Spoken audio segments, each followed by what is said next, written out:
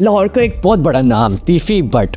जान से आदो बैठे हैं। सर तीफी भट्ट तो वो तीफी भट्ट थे जिनके बड़े गहरे मरासिम थे मुस्लिम लीग नून के साथ। उन सब लोगों के लिए एक लेसन है कि जो सियासी जमातों पर एतमाद करते हैं। सीसीडी उनकी कार्रवाइयों से आप मुतमईन हैं? कि मुखालफिन भी अपने मुखालफिन को, मतलब एक ग्रुप अपने मुखालफिन को पुलिस के हाथों मरवा देता था मुबैना पुलिस मुकाबले।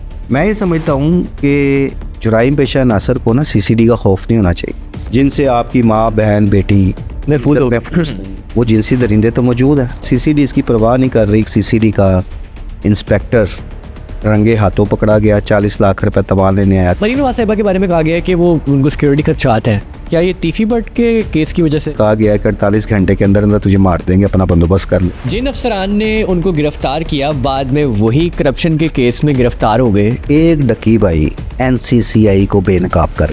तो जब सरफराज चौधरी ने ये बातें की, मैंने कहा कि यार ये बड़ा अच्छा इनिशिएटिव ले रहे।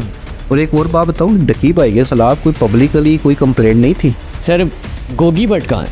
पकड़े गए, मारे गए। जवेद भट्ट कत्ल केस के अंदर टीपू ट्रक्का वाला के घर छापा मारा गया। मेरे नज़दीक वो सब ड्रामा था। टीपू ट्रक्का वाला खानदान और तीफी भट्ट का जो खानदान है, ग्रुप है, ये सुलह की तरफ जाएंगे? हुकूमत करा सकती। बिल्कुल, कई ऐसी शख्सियात बैठी हैं।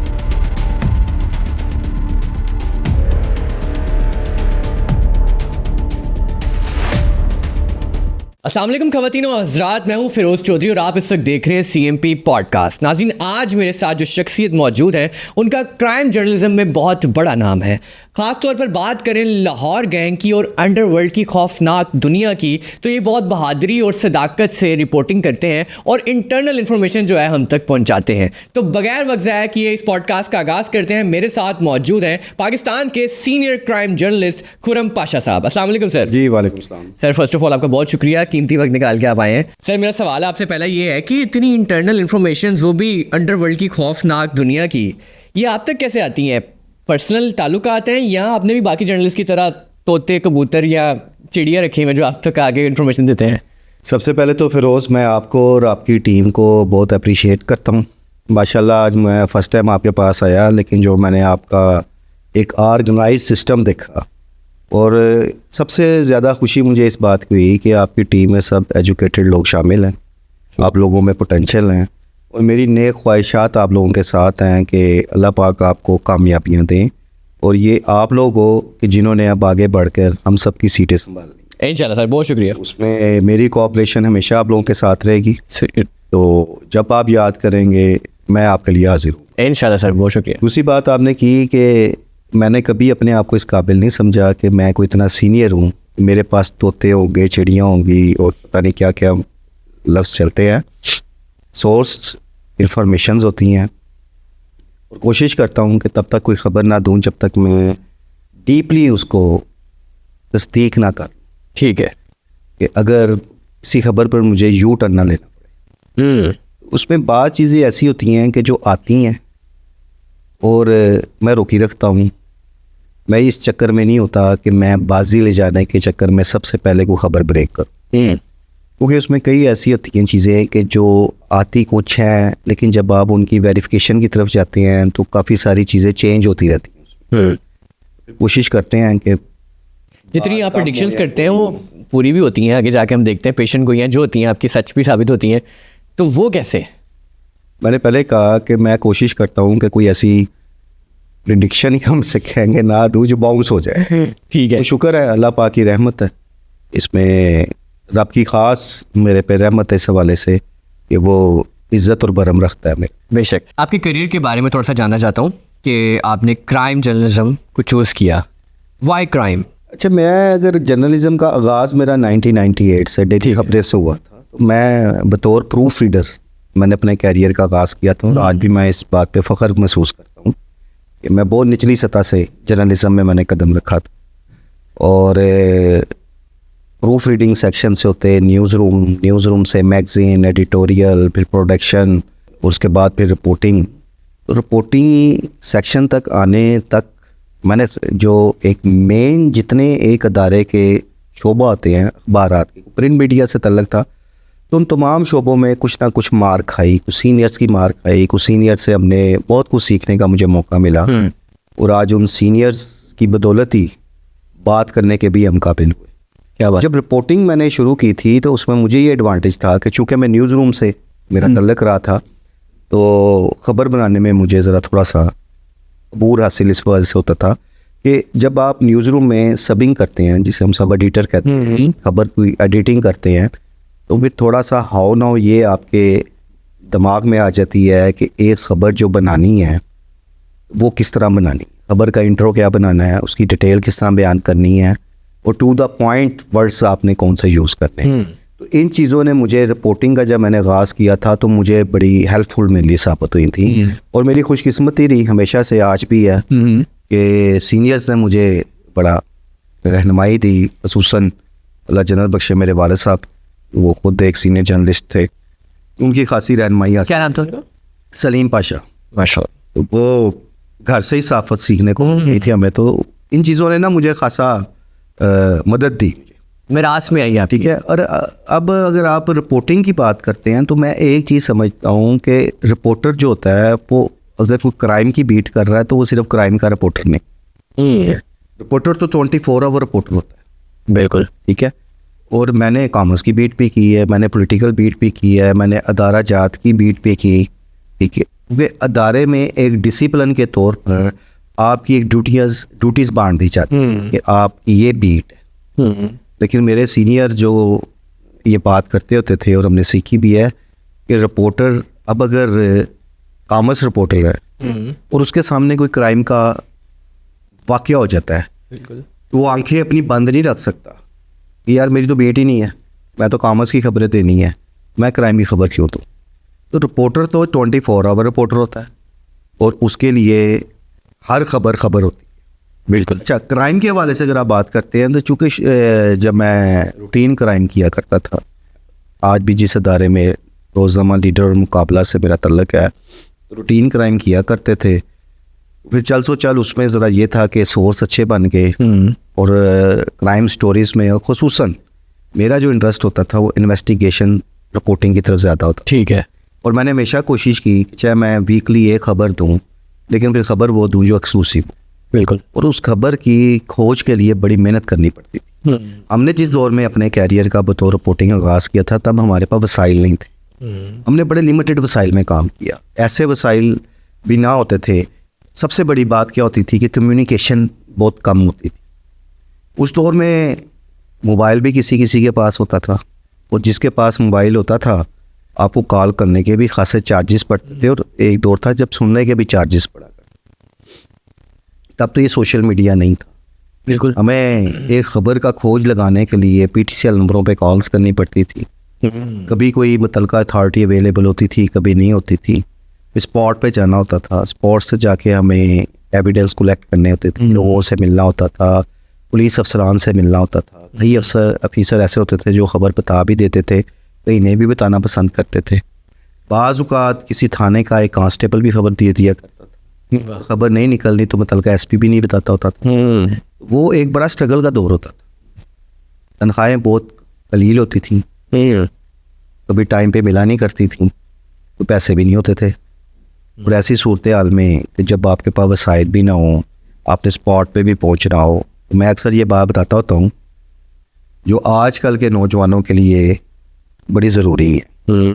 आजकल के जो हमारे नौजवान रिपोर्टर्स आ रहे हैं ना, उनके पास बड़े वसाइल हैं, उन्हें इदारों की तरफ से फैसिलिटेट किया जाता है, उन्हें कन्वेंस भी मिल जाती है और सोशल मीडिया की वजह से अब कम्युनिकेशन बड़ी आसान हो गई। ना हमने जिस दौर में रिपोर्टिंग की है तो ऐसा टाइम भी देखा है कि स्पॉट पे जाना है तो जेब में पैसे नहीं है, और जब जा रहे हैं तो बाइक पंचर हो गई है तो पंचर लगवाने के भी पैसे नहीं है। बजाते खुद मेरे साथ तजर्बा हुआ है कि एक चौक से हमने हवा भरवानी, अच्छा, और उसके बाद अगले चौक तक जाते थे तो हवा निकल जाती थी। ओहो। फिर दोबारा हवा भरवानी, 1 रुपया तब लेते थे हवा भरने। तो कई मरतबा ऐसा हुआ है स्पॉट पे जाने के लिए पेट्रोल के पैसे नहीं है। मुझे जितना याद है मैंने बहुत एक दफ़ा पेट्रोल डलवाया था 6 रुपये का अपनी मोटरसाइकिल पर, और मैं स्पॉट पे पहुंचा था। फिर एक दफ़ा ऐसा भी हुआ था कि मैं एक पुलिस मुकाबला हुआ लाहौर में, और आधी रात को मेरे एक सोर्स ने बताया, तो रात के 2-2:30 बजे मैं चल पड़ा। मेरे पास एक पुरानी सी मोटरसाइकिल थी स्पोर्ट पे गया, जिसकी लाइट भी बहुत डिम थी, और जो झटका पड़ता था तो लाइट उसकी हिलना शुरू हो जाती थी। तो पुराना रावी पुल मैंने होते हुए दरा टाउन के इलाके में जाना था, तो खौफ आता था उस वक्त उन इलाकों में जाते हुए। तो अल्हम्दुलिल्लाह मैं वहाँ स्पॉट पे पहुँचा। उस वक्त एक शख्स को मारने के बाद, मुबैना पुलिस मुकाबले मारने के बाद, अभी उसकी बॉडी को उठाया जा रहा था, तो मैं मौके पर पहुँच गया था। तो मौका पर मौजूद पुलिस अफसर जो थे तो वो दंग रह गए थे कि मैं कैसे पहुँच गया और मुझे इतला कैसे। लेकिन उस वक्त ना एक जुनून था में भी, जुस्तजू करने का जुनून था, अच्छी खबर के खोज का जुनून था, उसमें मेहनत करते थे, स्पॉट पे जाते थे। मेरा आज भी मेरा ये यकीन है कि अगर आपने अच्छी खबर निकालनी है तो आपको स्पॉट पे जाना हो। और जो रिपोर्टर स्पॉट पे जाते हैं, स्पॉट रिपोर्टिंग करते हैं, वो डेफिनेटली एक डिफरेंट चीज़ निकाल के लाए। अगर आप सिर्फ डिपेंड करें कि आप टेलीफोनिक इंफॉर्मेशन लेंगे, वो इंफॉर्मेशन मुकम्मल नहीं होती। बिल्कुल ऐसे है। अब चूँकि फिर बात आ गई, अब तो बहुत आसानियाँ हो गई हैं। अब तो आपके व्हाट्सएप पे ग्रुप्स हैं, ऐसे ही है। अब फेसबुक है और अदर जो सोशल मीडिया प्लेटफॉर्म है, उस पर आपकी जो इन्फॉर्मेशन है वो फौरी आ जाते हैं। सर, जो अभी क्राइम जर्नलिज्म की तरफ आना चाह रहा है यंगस्टर, तो सोर्सेज कैसे बनाएगा? कि सोर्सेज जिस तरह आप जर्नलिज्म माँ के पेट से सीख के नहीं निकलते, इस तरह सोर्सेज भी आप घर से लेके नहीं निकलते। ऐसे है। इस पर डिपेंड करता है आप मेहनत करें, आप फील्ड में आएँ, काम करें, लोगों से मिलें, क्राइम से रिलेटेड लोगों से मिलें। और एक आप बड़ा बाजू का तनकीद का निशाना भी बनाया जाता है क्राइम रिपोर्टर्स को, इसके तो फ़लाँ के साथ तल्लुकात हैं, वो बंदा ठीक नहीं है, फ़लाँ के साथ तल्लुक हैं, वो गैंगस्टर है, वो यानी क्रिमिनल लोगों को आप कह लें। कभी भी कोई शरीफ आदमी आपको खबर नहीं देता। आपको जब खबर मिलेगी ना क्राइम भी किसी क्रिमिनल से मिलेंगी। ठीक है, तो क्राइम रिपोर्टर की तो मजबूरी होती है, उसने अच्छे लोगों से भी तल्लुक रखना है, बुरे लोगों के साथ भी तल्लुक रखना है। कोई शरीफ आदमी आपको खबर नहीं देता। सर, आप इस चीज़ को ठीक समझते हैं कि एक बच्चा जो है आजकल के दौर में 20-25 लाख रुपए की डिग्री पढ़ के जर्नलिज्म करके आ रहा है, और एक ने बिल्कुल भी जर्नलिज्म नहीं पढ़ा, वो भी जर्नलिज्म कर रहा है, और एक पढ़ लिख कर आ रहा है, वो भी जर्नलिज्म कर रहा है, तो आप इस चीज़ को ठीक समझते हैं? अच्छा, इसमें बड़ी अच्छी बात की आपने। ये एक हमारा अलमी है जर्नलिज्म का भी, जिसकी वजह से मैं समझता हूँ कि जो रियल जर्नलिस्ट है ना, प्रोफेशनल जर्नलिस्ट है, उनकी भी आज वो कदरों कीमत नहीं रही। आज वो वैल्यूज़ हमारी नहीं रही। ये बड़ी तल्ख बात है, लेकिन ये तल्ख बात आज रियलिटी। उसकी बुनियादी वजह यह है कि हर दौर में जर्नलिज्म में नॉन प्रोफेशनल लोग रहे, इसमें कोई शक नहीं। जर्नलिज्म का मैं जो एक बड़ा सख्त लफ्ज़ यूज़ करूँगा कि खाना ख़राब करने में नॉन प्रोफेशनल लोगों का बड़ा, जिसकी वजह से प्रोफेशनल साफ़ियों पर भी ब्लैक मेलर्स का इल्ज़ाम लगता है। ठीक है, वो क्या है कि दिहाड़ी में पैसा कमाना, किसी को ब्लैकमेल करना, उसके बाद सिंपल दिहाड़ी लगाना, ये कौन लोग करते थे? जो नॉन प्रोफेशनल होते थे। ये अब से नहीं है, ये कई साल से चल रहा है कि जो मीडिया फैलता गया ना, अदारे ज़्यादा होते गए। कई अदारे ऐसे आए कि जहाँ से 500, 1000, 2000 में आप प्रेस कार्ड हासिल करते रहे, और उसके बाद उस प्रेस कार्ड का आप नाजायज़ फ़ायदा उठाते रहे। आज मादरत के साथ शायद मेरे जर्नलिस्ट दोस्तों को, भाइयों को ये बात बड़ी बुरी भी लगेगी, आज हमारे प्रेस कार्ड की वो वैल्यू नहीं है जो हुआ करती थी। आज हमारे विजिटिंग कार्ड की वो वैल्यू नहीं जो एक दौर में हुआ करती थी। आज जब मैं आपके पास आया तो मैंने सबसे पहले इस इंटरव्यू के आगाज़ में भी ये बात की कि जब मैं आपकी सारी टीम से मिला तो मुझे खुशी की इस बात की हुई कि यार आप सब लोग पढ़े लिखे नौजवान, और आप लोग अब हमारी जर्नलिज्म का एसेट्स। ऐसे नौजवानों को आगे आना चाहिए, ऐसे नौजवानों में पोटेंशियल भी है। अब एक पढ़े लिखे में और अनपढ़ में यही तो फ़र्क है। उसको तो अपना नाम भी सही तरह लिखना नहीं आता, और वो आजकल कहता है मैं जर्नलिस्ट। मैं ऐसे लोगों को जर्नलिस्ट ही मांग। सोशल मीडिया ने आपको एक बहुत बड़ी फील्ड दे दी, प्लेटफॉर्म दे दिया। ठीक है, हर बंदे ने अपने नाम के चैनल भी बना ली। मैं किसी की हौसला शिकनी नहीं कर रहा, अच्छी बात है, मौका मिला है। इलेक्ट्रॉनिक मीडिया था तो बहुत सारे लोगों को कम मौके मिलते थे, अब बहुत सारे मौके मिल रहे हैं, बहुत सारे चैनल्स बन गए हैं। लेकिन खुदारा अगर आप अपने आप को जर्नलिस्ट कहते हैं तो फिर जर्नलिज्म के जो कोड ऑफ एथिक्स हैं आपको उनका ख्याल रखना चाहिए। बिल्कुल, बड़ा मुकद्दस पेशा है, लेकिन बदकिस्मती से ये मुकद्दस पेशा दागदार हो चुका हुआ है। हमें लोग ब्लैक मेलर्स की नज़र से देखते हैं, किसी को हमारी बात पसंद नहीं आएगी वो कहेंगे ब्लैक मेलर है। बिल्कुल। किसी के हक में बात करेंगे, अगर आप रियलिटी बेस पे भी बात करेंगे तो कहेंगे बिका हुआ, इसने पैसे उठाए हुए। किसी के खिलाफ बात करेंगे तो लोग कहेंगे इसको पैसे नहीं मिले इसलिए उसके खिलाफ बात कर। ऐसे ही है। और जब सोशल मीडिया के हवाले से जो चीज़ है कि अब ऐसा भी तबका हमारे में मौजूद है कि जो आपकी बात पूरी नहीं सुनेगा। जिस टॉपिक पे आप गुफ्तगू कर रही हैं उसमें आपने क्या कहा है वो उसकी बारीकी में नहीं जाएगा, उस पर गौर नहीं करेगा, नीचे कमेंट्स दे देगा, वो ऐसे ही है। प्रोग्राम पूरा नहीं सुनेगा। अब मैं एक छोटी सी बात करता हूँ कि गुज़श्ता 1.5 बरस से लाहौर में एक इशू खासा गर्म है और अभी तक गर्म है, वो है अमीर बलाज टीपू ग्रुप, ऐसे ही है। टीवी बट ग्रुप ऐसे दुश्मनी का। अब जान की एक खूनी दुश्मनी है, वहाँ एक सोशल मीडिया वार भी है। बिल्कुल। एक बड़ी तादाद सोशल मीडिया पे बैठी है जो अमीर बलाज टीपू ग्रुप को सपोर्ट करती है। Justice for you. एक तादाद ऐसी बैठी है जो तीफी बट ग्रुप की जो फेवर करती है। ऐसे ही है। अगर अमीर बलाज टीपू ग्रुप को मेरी को बात पसंद नहीं आई या उन्हें फील हुआ है कि इस बात में मैं तीफी बट ग्रुप के बारे में कोई फेवरेबल बात कर रहा हूँ, वो नीचे कमेंट्स पास करने शुरू कर देंगे, जी खुरम पाशा तो बिक गया।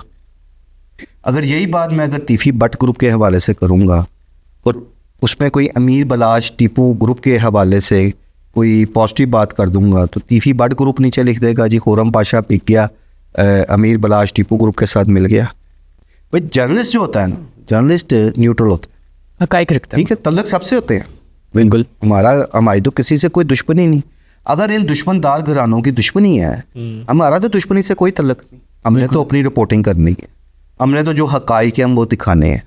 ठीक है, 100% कई बातें ज़रूरी नहीं कि हमारी भी ठीक हो, बहुत सारी ऐसी इन्फॉर्मेशंस हैं फिर मैंने कहा कि जो आ जाती हैं फिर उन्हें मैच्योर करने में टाइम भी लगता है और कुछ दिन बाद हकीकत मज़ीद सामने आ जाती है। मैंने आपसे क्या कहा कि अल्हम्दुलिल्लाह कोशिश पूरी करता हूँ कि जब तक किसी चीज़ बात को, किसी खबर को मैं मैच्योर ना कर लूँ, मैं अवॉइड करता हूँ कि मैं उसके बारे में को बात करूँ। बिल्कुल। बट हमें हमेशा मशकूक नज़रों से देखा जाएगा कि जब आप किसी की मर्ज़ी के मुताबिक बात नहीं ना करेंगे तो वो आपको गंदा और बुरा भला कहेगा, और ये चीज़ सोशल मीडिया पे अब बहुत ज़्यादा होगी। बिल्कुल। आप यकीन करें मैं कमेंट्स ही नहीं पढ़ता। अच्छा करते हैं क्योंकि कमेंट्स पढ़ के आपका ब्लड प्रेशर ही ख़राब हो। बिल्कुल।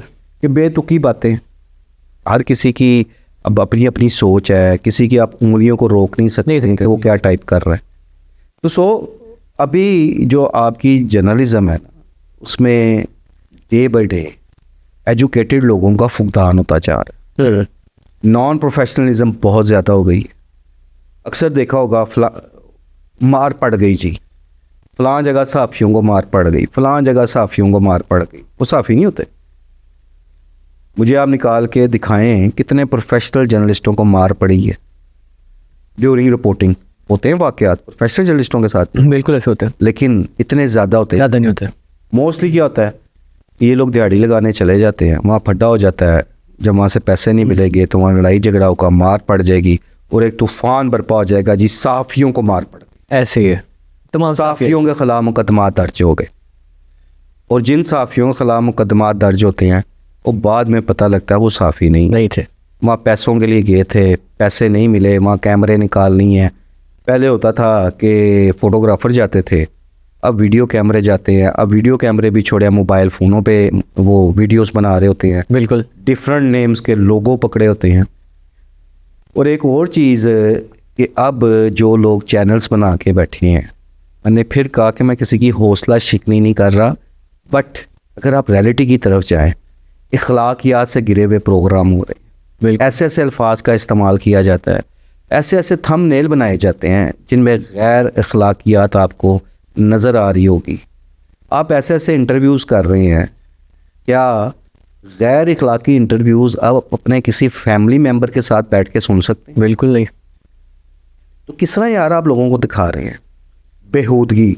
एक मालशे का इंटरव्यू हो रहा है, एक हिजड़े का इंटरव्यू हो रहा है, एक जिस्म फरोश खतून का इंटरव्यू हो रहा है। ये क्या म्यार रह गया? ये जर्नलिज्म तो नहीं है। बिल्कुल नहीं है। ये सिर्फ व्यूज़ हासिल करने का एक तरीका है। ऐसे ही कि आप इस किस्म के आप प्रोग्राम दिखाएंगे और जिस किस्म की गुफ्तगू उसमें की जाती है, जो क्वेश्चन उसमें पूछे जाते हैं, वो आप सुन नहीं सकते। ऐसे ही है। और जो ये इंटरव्यूज़ कर रहे हैं या वो अपने घर में अपनी माँ बहन बेटी के साथ वो अल्फाज सुन सकते हैं बैठ के?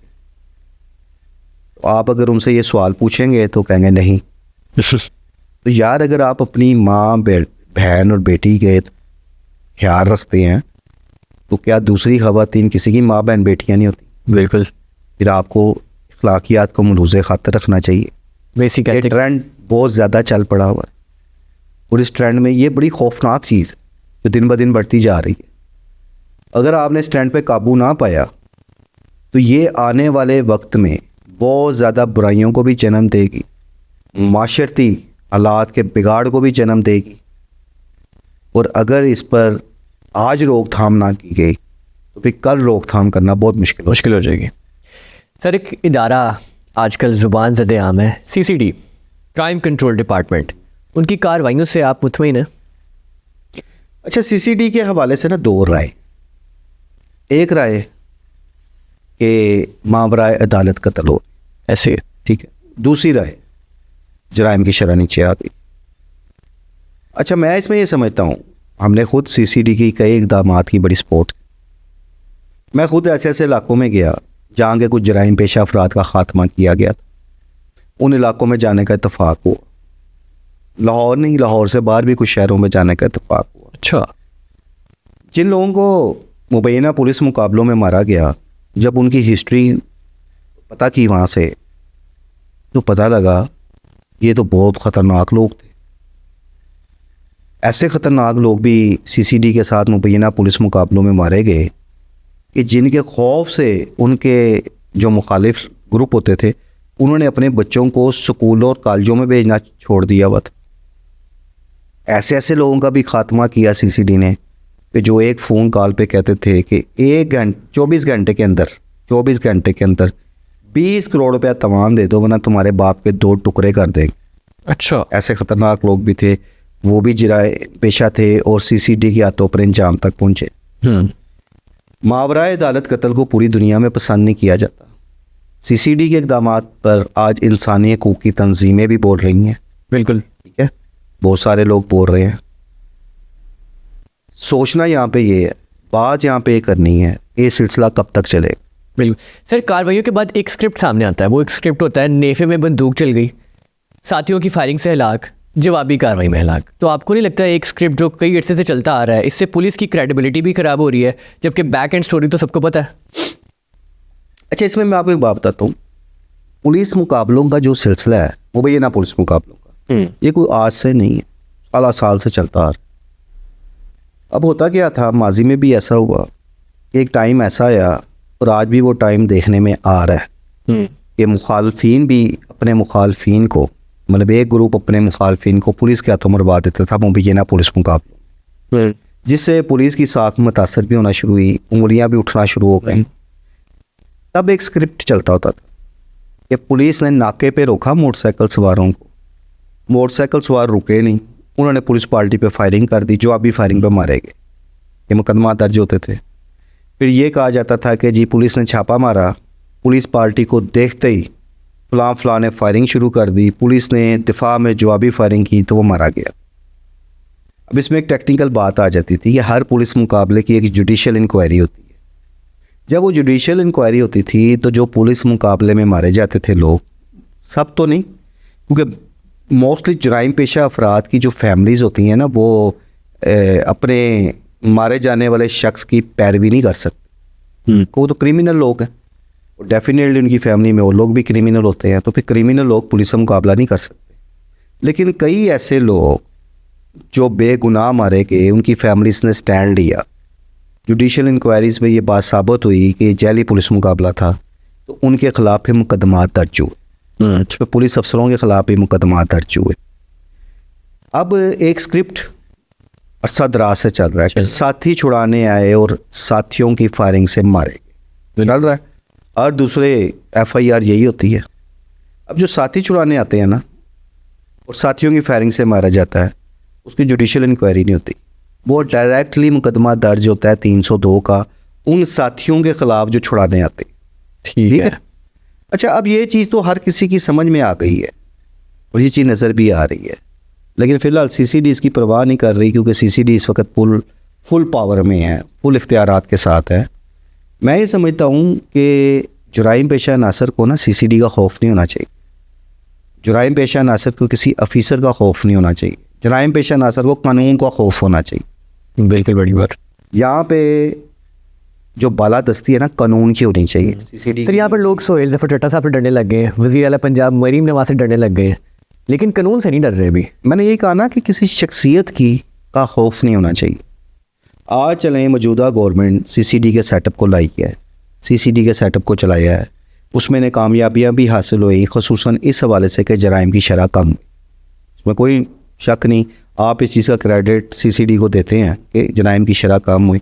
ज़ाहिर है जब डाकुओं की एक बड़ी तादाद मुबैना पुलिस मुकाबलों में मारी गई है, अपने अंजाम को पहुँची गई है, और ख़ुसूसी तौर पर CCD का एक इक़दाम तो बहुत अच्छा है जो जिनसी दरिंदों के ख़िलाफ़ कार्रवाई, बिल्कुल, जिनसे आपकी माँ बहन बेटी महफूज नहीं है, वो जिनसी दरिंदे तो मौजूद हैं, हमेशा से रहे हैं, बिल्कुल आज भी हैं, और अभी भी जितने मर्जी नेफे में पिस्टल चल रहे हैं, कई लोग खौफ अभी भी नहीं खाए, अभी भी हरकतें करने से बाज नहीं आते। तो ऐसे नासर के ख़िलाफ़ जो एक एक्शन किया जा रहा है, हम उसको तो हम अप्रिशिएट करेंगे। बिल्कुल सही बात। अब एक और चीज़, जो पुलिस किसी को मुबैना पुलिस मुकाबले में मारने का फ़ैसला क्यों करती है, उसकी बुनियादी वजह क्या है? हमारे यहाँ जो एक इंसाफ का हसूल बहुत मुश्किल होता है, कई साल से चलता आ रहा है कि मुश्किल होता है, या आप क्या लें लॉन्ग टर्म होता है। एक डाकू पकड़ा जाता है, वो डाकू ख़तरनाक है, वो ड्यूरिंग तफ्तीश तमाम इतराफ़ात भी कर लेता है, उसके बाद उससे बरामदगी भी हो जाती है। पुलिस उसे एक टाइम ड्यूरेशन जब पूरा होता है उसके रिमांड का, उसके बाद उसको जेल भिजवा देती है, जुडिशल रिमांड आप जिसे कहती हैं। जब वो जेल में जाता है ना, तो जेल में उसके साथ जो लोग बंद होते हैं वो कोई शरीफ लोग नहीं होते, उसे भी डाकुओं की कैटेगरी में ही बंद किया जाएगा, या उससे ज़्यादा कोई संगीन जुर्म में कोई शख्स अंदर होगा उसके साथ बंद होगा। और फिर जब ये लोग जेलों के अंदर जाते हैं तो वहाँ बैठकर नए गैंग बना लेते हैं, यारियाँ दोस्तियाँ इनकी हो जाती हैं। ठीक है। अच्छा, अब एक शख्स अगर डकैती का पर्चा कराता है ना, तो एक बड़ी तादाद लोगों की है जो मुनासिब पैरवी नहीं करते, वो शनाख्त परेड के अमल में का हिस्सा नहीं बनते। फिर यहाँ कोई ऐसा मुकदमा किसी जराइम पेशा शख्स के ख़िलाफ़ होता है, उसमें अगर आपने को गवाह रखा है, जिसे आप गवाही या शहादत कहेंगे, वो गवाही कंप्लीट नहीं हो पाती, या गवाह ही बैठ जाता है, या गवाह अवॉइड कर जाता है। तो ऐसी सारी सिचुएशंस, या एक शक्ल ये होती है कि जो पुलिस ने चालान बनाया है वो कमज़ोर है, जिसका फ़ायदा मुलज़म को मिल जाता है, और इन तमाम चीज़ों की बुनियाद पर इनमें से कोई भी अगर एक चीज़ ऐसी होती है तो अदालतों से उनको ज़मानत मिल जाती, वो बाहर आ जाते हैं। बाहर आके अब एक क्रिमिनल शख्स, हमारे यहाँ जो जेलें हैं, हम पंजाब की बात कर लेते हैं, हमारी जेलों में कोई ऐसा सिस्टम नहीं है पंजाब में कि आप अंदर से कोई रिफ्रेशर कोर्स करके आ रहे हैं, या आपकी नफसियाती तौर पे कोई तरबियत की जा रही। आप जब जेलों से बाहर आते हैं ना, तो आपकी जो जराइम की या आप क्रिमिनल जो आपकी सोच होती है उसमें मज़ीद निखार आ जाता है, आप मज़ीद चीज़ें सीख के आते हैं अबाउट क्राइम, बाहर आके आप ज़्यादा ख़तरनाक हो जाते हैं। बिल्कुल, आपके साथी बढ़ जाते हैं जो आपके साथ जेलों में थे, वो दोबारा से क्रिमिनल एक्टिविटीज़ शुरू कर देते हैं, फिर कहीं ना कहीं पकड़े जाएंगे, फिर वो जेलों में चले जाएंगे, फिर बाहर आ जाएंगे, या जेलों में बैठ के अपने नेटवर्क चलाते हैं। ऐसे भी कई ख़तरनाक लोग हैं जिनके नेटवर्क को जेलों के अंदर बैठ के भी चलते हैं। वो कि बड़ी सख्ती की गई, जैमर्स लगाए गए ताकि जेलों के अंदर मोबाइल का इस्तेमाल ना हो, लेकिन फिर भी कहीं ना कहीं मोबाइल चलते हैं। अब वो जब बाहर आके दोबारा ये अपना क्रिमिनल एक्टिविटीज़ शुरू कर देते हैं तो फिर जराइम नीचे नहीं आता। इसलिए CCD ने ये पॉलिसी इख्तियार की हुई है कि बजाय इसके कि आप इनके ख़िलाफ़ मुकदमा दर्ज करें, इनको गिरफ़्तार करें, इन्हें जेलों में भेजें और ये दोबारा बाहर आएँ, वो किसी को दोबारा बाहर आने तक पहुँचने नहीं देते, उससे पहले ही उसके अंजाम तक पहुँचा देते हैं। सर, अगर मैं कुछ स्टैट्स रखूं आपके सामने, human rights commission of Pakistan की जानिब से जनवरी 2025 से अक्टूबर 14 2025 तक 500 से ज़्यादा इनकाउंटर्स किए गए, जिसमें से 670 अफराद जो हैं उनको मौत की घाट उतारा गया है। अब आपके हिसाब से ऐसा पॉसिबल नहीं है कि इनमें से बहुत से ऐसे लोग हो सकते हैं जो जिनके साथ नाइंसाफ़ी हुई हो? पहली बात है ये दादा शुमार कम है, मेरे नज़दीक तो 1000 से ज़ायद लोग जराइम पेशा लोग इस वक्त मुबैना पुलिस मुकाबलों में मारे जा चुके हैं। ठीक है। और ये रोज़ाना की बुनियादों पर हो रहे हैं और पूरे पंजाब में हो रहे हैं, बिल्कुल। और शहर में नहीं, ओवरऑल पूरे पंजाब में ये सिलसिला जारी है। फिर बात वहीं आती है, शायद यही खौफ है इसकी वजह से जराइम की शरह कम हो गई। और लेकिन इसके साथ साथ सीसीडी आई, सीसीडी छा गई, सीसीडी का खौफ तारी हो गया। सीसीडी का इस वक्त बोलबाला, इसमें कोई शक नहीं। लेकिन एक चीज़ मैंने बहुत स्टार्ट में कहता था, आज भी कहूँगा कि सीसीडी को अपने जो अफसरान हैं, अपने जो थानेदार हैं और एहलकार हैं, उनका भी एहतसाब करना चाहिए। ये चीज़ सामने आ रहे हैं ना, एक तो पहले केसेस ये सामने आने शुरू हुए कि सीसीडी का जो खौफ बहुत है, तो दीगर पुलिस एहलकार चाहे वो थानों में थे या इन्वेस्टिगेशन सेंटर्स में तैनात थे, सीसीडी का नाम इस्तेमाल कर रहे थे। अभी आप ज़्यादा पीछे ना जाएं, हाल ही में एक सीसीडी का इंस्पेक्टर रंगे हाथों पकड़ा गया, 40 लाख रुपए तबाह लेने आया। बिल्कुल। एक्चुअली अब हो क्या रहा है, सीसीडी से पहले ओसीयू, ओसीयू से पहले सीआईए, नाम चेंज हुआ है, चेहरे वही। अच्छा, ठीक है, बहुत सारे कुछ नए लोग भी आए हैं, लेकिन एक बड़ी तादाद सीसीडी में उन्हीं अफसरान की, उन्हीं थानेदारों की, उन्हीं एहलकारों की है कि जो इससे पहले ओसीयू ऑर्गेनाइज क्राइम यूनिट या उससे पहले जब सीआईए था उसमें तैनात थे। अब इन्हें पुरानी आदतें पड़ी गई। पुरानी आदतें क्या पड़ी हुई हैं कि एक दौर में रिकवरी के नाम पर वो लूट मार की गई। अगर आप किसी सिफारिश भी करते थे ना, तो उन्हें जायज़ भी पकड़ लिया ना किसी, मैंने रिकवरी दे दें इसकी, हम आपको छोड़ देते। और रिकवरी क्या होती थी, एक रिश्वत तलब की जाती। दूसरी तरफ ओसीयू या सीआईए के दौर में ये काम बहुत ज़्यादा होता था कि जो इनके मामलात नहीं होते थे या जो इनकी जिम्मेदारी नहीं होती थी, उससे हटकर काम किए जाते थे जहाँ से पैसे आने होते थे। उसमें क्या होता था, उसमें स्कैमर्स इनका टारगेट होते थे, ऑनलाइन फ्रॉड करने वाले इनका टारगेट होते थे। जुआ चूँकि अब डिजिटल हो गया हुआ है, अब ऐप्स आ गई हुई हैं, अब मोबाइल पे ही सारा जो बेट्स हैं मैचों की वो लगाई जाती हैं। ये जितनी काइंड ऑफ जुआ आप कह सकते हैं जितने हैं, वो सारा अब ऐप्स आ गई, उसी पे आप घर बैठे खेलते हैं, सोशल मीडिया पे आ गया। ठीक है, अकाउंट बन जाते हैं उसमें। अब इनका टारगेट क्या होता था कि ऐसे लोगों को गिरफ्तार किया जाए जो जुए की ऐप्स को यूज़ करते हैं या बैटिंग करते हैं, उनको उठाया जाता था, उनसे शाम को दिहाड़ी लगाई जानी, छोड़ देना करना, ये बहुत ज़्यादा हो रहा था। सुहेल ज़फ़र चट्टा साहब ने एक अच्छा काम किया जब उन्होंने सीसीडी का महकमा क़याम अमल में लाया गया, सीसीडी का। और उसके बाद जब पहली ब्रीफिंग्स हुई, 9 घंटे की ब्रीफिंग्स होती थी। अच्छा, उसमें उन्होंने एक चीज़ वाज़ह कर दी थी कि जो एक पॉलिसी दी जा रही है, आपने उस पॉलिसी से बाहर नहीं होना। ठीक है। और जो हीनियस क्राइम जो हमारी जिम्मेदारी है, सिर्फ उसको डील करना। और उसमें वो फिर नज़र भी आया कि हीनियस क्राइम को इन लोगों ने ट्रेस भी किया, इसमें कोई शक नहीं है। और एक मुबैना पुलिस मुकाबलों का एक सिलसिला भी शुरू हो गया। अब कई अफसर, इंस्पेक्टर जवेद जैसे अभी भी मौजूद हैं कि जिन्हें पुरानी आदतें पड़ी हुई हैं, कि जो बारों बार दिहाड़ियाँ लगाने के आदी थे, और रात को जब तक उन्होंने लाखों रुपया नहीं कमाना, उन्हें तो सुकून की नींद नहीं आती थी। तो एक इंस्पेक्टर जवेद और तसीफ सामने आए हैं। अच्छा, अगर ये निगाह और नीचे करेंगे तो और भी बहुत सारे इंस्पेक्टर जवेद जैसे करप्ट एहलकार आज भी मौजूद हैं। बिल्कुल। और जब तक आप इन लोगों को इबरत का निशान नहीं बनाएंगे महकमे के, तब तक करप्शन नहीं ख़त्म होगी। सही बात है। और अगर सीसीडी में भी करप्शन का आंसर रहा तो फिर सीसीडी अपनी अफादियत खो देगी। सीसीडी की एक जो धाक और एक खौफ बनी हुआ है। बिल्कुल। जब ऐसी शिकायत भी आ रही हैं कि सीधा यही डराया जाता है कि मार देंगे, लोग अपनी जान बचाने के लिए भी पैसे खर्च करते हैं। इस किस्म के जो इल्ज़ामात हैं उनसे बचने के लिए सीसीडी को करप्ट अफसरान, करप्ट थानेदार या करप्ट एहलकार, हाँ वो कोई भी हो, सारे तो एक जैसे नहीं होते। बिल्कुल। हर जगह 5 उंगलियां बराबर नहीं है। ऐसे गंदी मछलियाँ हर जगह मौजूद होती हैं, जैसे हमारी फील्ड में भी हैं, ऐसे फील्ड में होती हैं। तो करप्शन का जो एक बाज़ार गर्म होता जा रहा है, उस पर उसकी रोकथाम करनी होगी। सुहेल ज़फ़र चट्टा साहब ने जहाँ इतने बोल्ड स्टेप लिए हैं, जहाँ उन्होंने जराइम पेशा नासर के लिए अपना एक खौफ बना लिया है, वहाँ कम अज़ कम करप्ट अफसरान और थानेदारों के लिए भी ये एक खौफ बनाएं, ताकि करप्शन पे कमी पाई जा सके, और इस तरह किसी को उठा के ले जाना और फिर उनसे पैसे तलब करना, इस किस्म की वारदातों में भी कमी आए। सर यहाँ पे मेरा आपसे से सवाल है, जिस तरीके से आप दबंग अंदाज में बोलते हैं, कभी आपको थ्रेट्स का तो नहीं सामना करना पड़ा? Part of life. नहीं करना पड़ा फिर? कोई मेमोरी शेयर कर दें, कोई थ्रेट ऐसा आया हो जिसने आपको डरा दिया हो?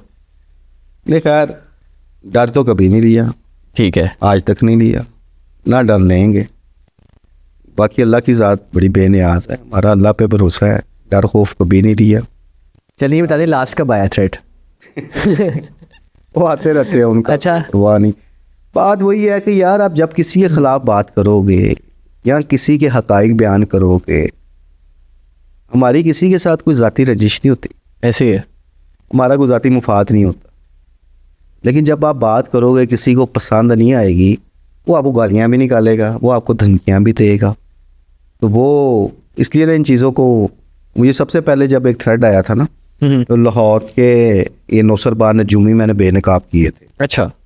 एक ऑपरेशन किया हमने, और उसके बाद रेड हैंडेड पकड़ लिया नजूमियों को। ठीक है। हम खुद कस्टमर बन के गए, हमारे साथ कोई लेडी रिपोर्टर्स थी, उनको हमने, फीमेल को हमने इस्तेमाल किया कि वो जाके अपने इश्किया वाक़यात बयान किए कि जी मैं सन की शादी करना चाहती हूँ। मैं इस किस्म के हमने कोई ड्रामेबाजियाँ करके रेड हैंडेड लाहौर में, मुझे अच्छी तरह याद है उस वक्त गवर्नर थे खालिद मकबूल।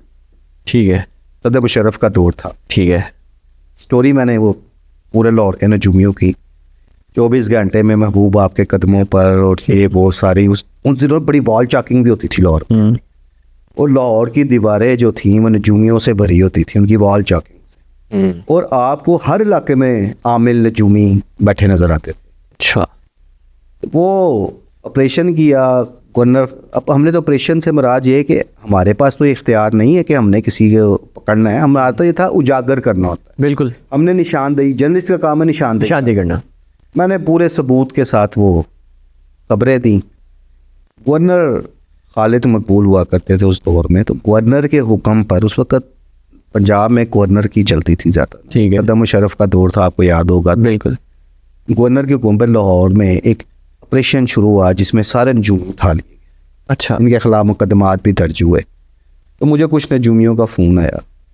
अच्छा। उन्होंने आगाज़ ही यहाँ से किया था कि राती तेरा बेड जरा ना पुठा हो जाएगा, तो थले होएगा तो बेड उते होए। इसके बाद कोई कुछ कहता था, कोई कुछ कहता था कि मेरे अमल तुझे यूं कर देंगे, वो कर देंगे, सोए सोए तुझे आग लग जाएगी। अच्छा। बड़ी बददुआएं दी उन नजूमियों ने मुझे। ओए होए होए। शुक्र है ना बेड उल्टा हुआ, ना मुझे आग लगी, ना बददुआ लगी। ये एक जिसे आप कह सकते हैं कि इस मेरे नज़दीक एक स्वीट सी धमकी थी। फिर उसके बाद ऐसी धमकियाँ भी आई हैं कि मुझे कहा गया है कि 48 घंटे के अंदर अंदर तुझे मार देंगे, अपना बंदोबस्त कर ले। अच्छा। फिर कुछ उस टाइम पर फिर आप क्या करते हैं जब ऐसी कोई धमकी आ जाती है 48 घंटों में? आप अपना काम जारी रखते हैं या थोड़ा सा फिर? अल्हम्दुलिल्लाह मैं ज़्यादा बाहर निकलता हूँ। मैं आपकी एक्टिविटी बढ़ा देता हूँ। अच्छा। और ये हकीकत है, शायद आप ये समझे कि बहुत सारी ऐसी बातें जो मैं ऑन कैमरा नहीं करना चाह रहा, तो उससे ये होगा कि शायद कोई समझेगा अपनी बड़ाई बयान कर। नहीं सर, वो अल्हम्दुलिल्लाह इतना काफ़ी है। जो मुझे देखेंगे धमकाने वाले भी, उन्हें भी इस चीज़ का पता है कि डर खौफ नहीं लिया कभी किसी का, और ना कभी किसी का दबाव कबूल किया। हाँ, प्यार में कोई मेरी जान भी ले ले।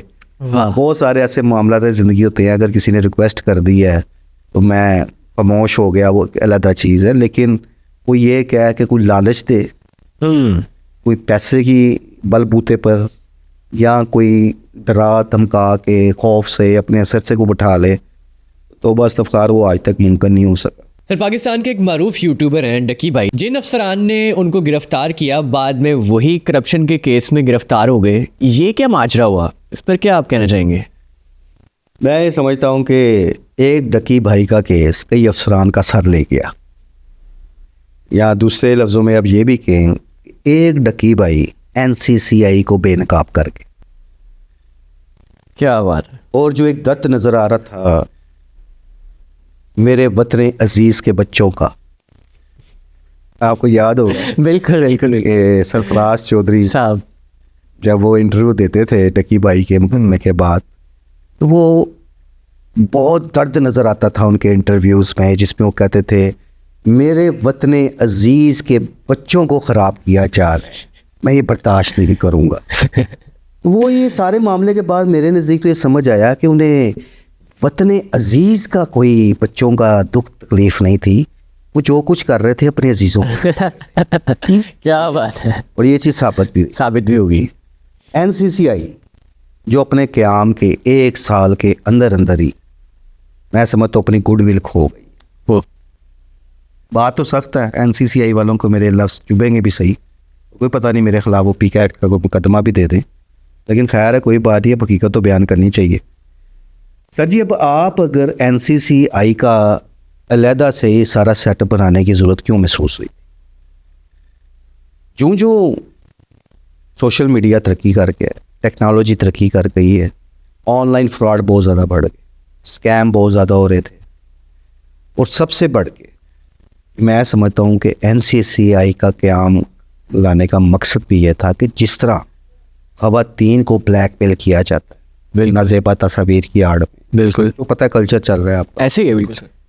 अब NCCI के पास हज़ार हाँ केस हैं इस वक्त जो ज़ेर अल्तवा पड़े हैं। लोग चक्कर लगा लगा के थक जाते हैं।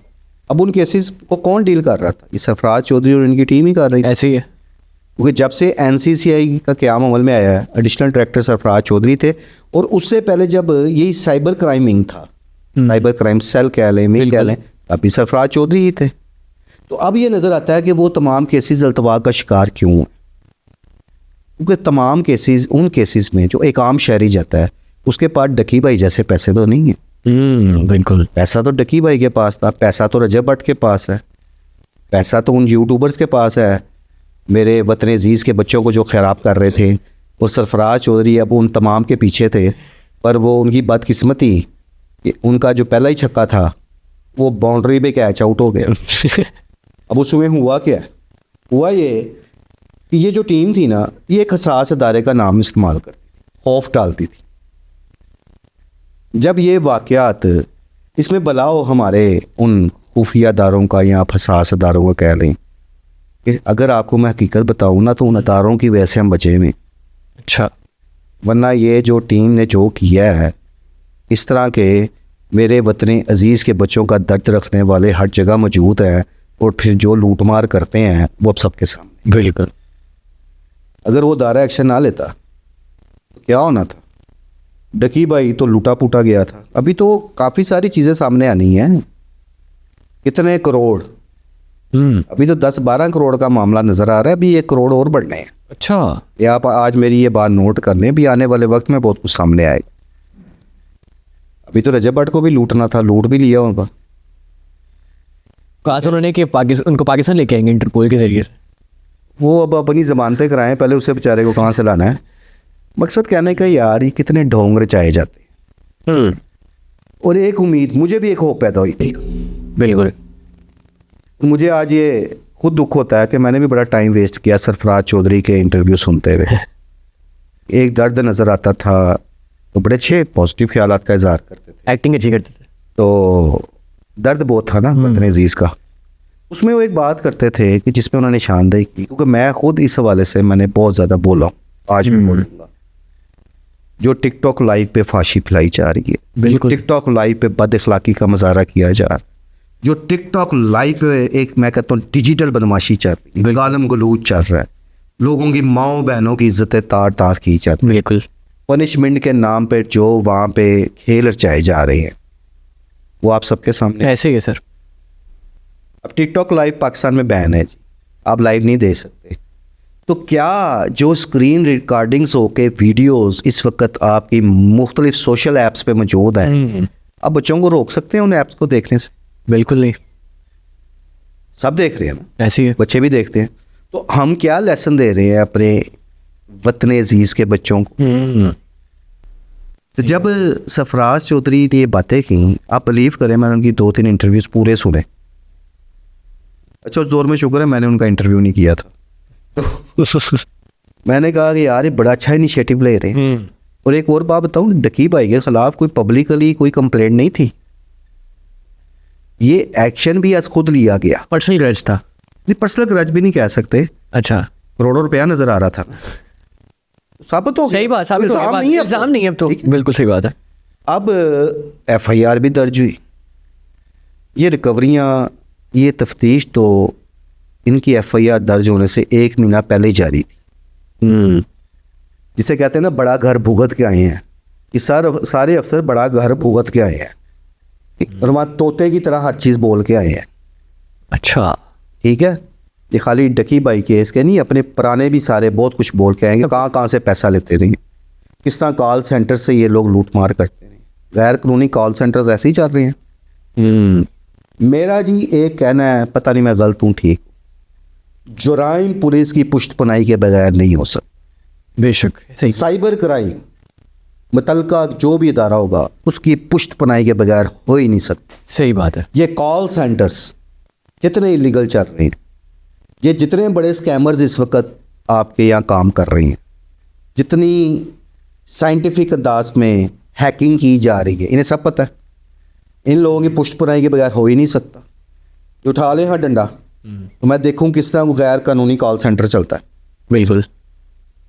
लेकिन वो फिर हर महीने जो पैसे जाते हैं, जो हिस्से जाते हैं, ये क्यों कार्रवाई करेंगे? बिल्कुल सामने आ गया सब कुछ।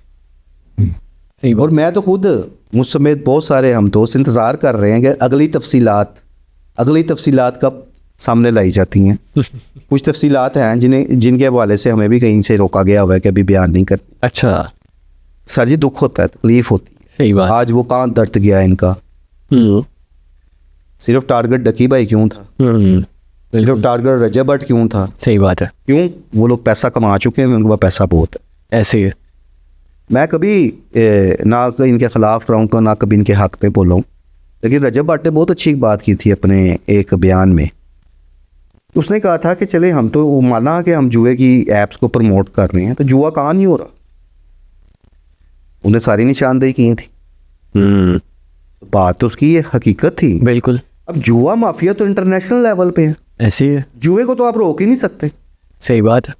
जितनी नई टेक्नोलॉजी के साथ आजकल जुआ खेला जा रहा है, आप काबू कर ही नहीं सकते। और चलो, जिस चीज़ को आप काबू नहीं कर सकते उसे कम से कम तो कर सकते हैं ना। बिल्कुल। आप उस बेहयाई को रोक सकते हैं जो चल रही है टिकटॉक लाइव पे। बिल्कुल रोक। उन गैर अखलाकी हरकत को रोक सकते हैं ना, अगर आपके पास एक इख्तियार था। और बिलीव करें कि मुझे सरफराज चौधरी उस वक्त बहुत अच्छे लगने लग गए थे।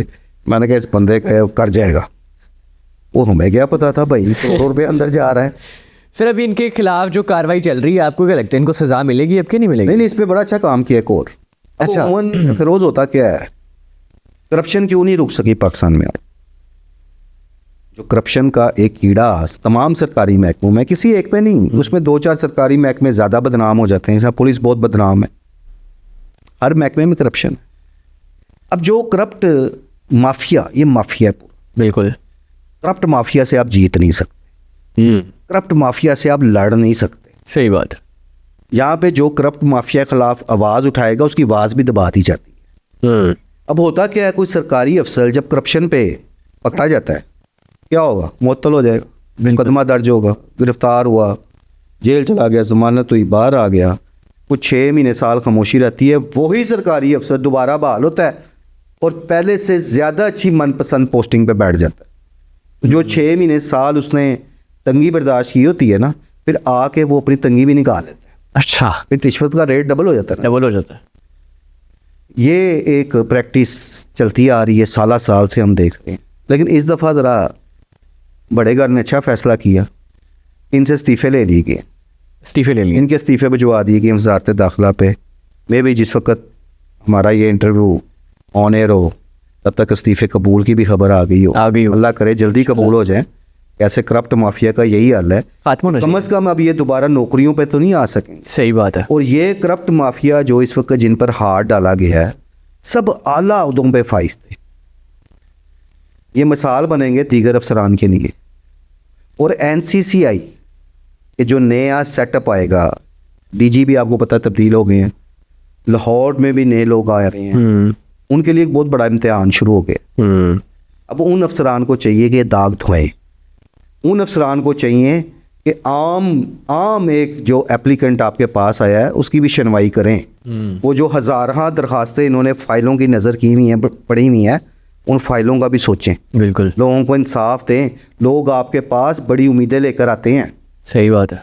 जहाँ पे आप जाएं NCCI के दफ्तर के बाहर तो मुतासरीन की एक लंबी लाइन मौजूद होती है हर वक्त। सही बात है। उनकी दरख्वास्तों पे इम्प्लीमेंट नहीं हो रहा। अब NCCI को अपनी गुडविल बनाने के लिए डबल मेहनत करना पड़ेगी।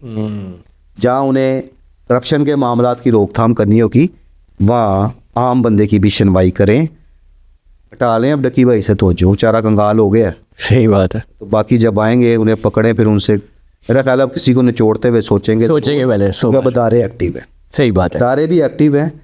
मीडिया पहले NCCI की तरफ तवज्जो नहीं देता था, क्योंकि उनके पास तो इख्तियार है ना, पीका एक्ट, उसका वो इस्तेमाल करके मीडिया को भी डरा के रखते हैं।